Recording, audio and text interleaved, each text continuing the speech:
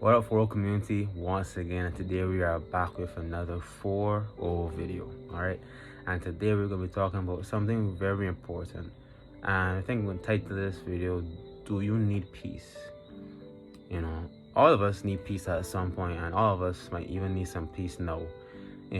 And you might try to find peace in other things, in other persons or in other ways, and it's just some things just don't work, like how you would want them to work, or the sources that you try to go to ain't really working, But I can tell you about the person that gives you peace. All right, we're gonna talk about the Holy Spirit. Okay, so to give some context, the Holy Spirit is the Spirit of God. Okay, the Holy Spirit is the Spirit of God given unto us who believe in Jesus Christ. Okay, and if you don't believe in Jesus Christ, watch some of the previous videos, or just look up a video on salvation, or just read the Gospels altogether, or just read John 3:16, and let the love of God penetrate your heart, and if you stick around, you will know even more about Jesus, and it will give you a reason to believe in him. You get me? But yeah, so we're talking about the Holy Spirit a little bit here,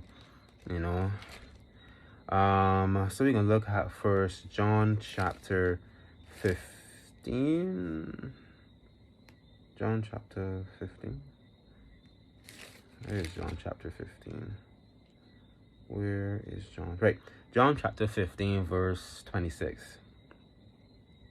But when the Comforter is come, whom I will send unto you, the Father, the Spirit of truth, which proceedeth from the Father, he shall testify of me. Right? Right there, it's saying it calls the Holy Spirit the Comforter. Okay? What does that mean? In this context, Jesus was actually giving the disciples a preview, of the fact of, the troubles that they might go through and stuff like that. But he was saying that the Holy Spirit can come and comfort them. Do you need comfort? Hey, I don't know what situation you could be going through, but all of us need comfort at some point. Colossians chapter 15 says, let the peace that comes from Christ rule in your heart. When it says rule in your heart, it's talking about the fact that let the peace of God actually make decisions for you. And you might say, we're talking about peace, but how do I get this peace? Well, you get this peace from actually trusting God, by actually saying that you trust God. You can say it, say it in your own alone time. Say it by yourself. Just say, I trust God. I know I may be going through a tough time right now, but I trust God. I may be battling something in me or around me, but I trust God. I trust Jesus. I trust his love for me. There's no fear in his love, and because he loves me, and I could trust him, I could go through anything. I could battle through anything. Colossians 3:15 says that the peace of God rule in your hearts, to which as members of one body are also called to live.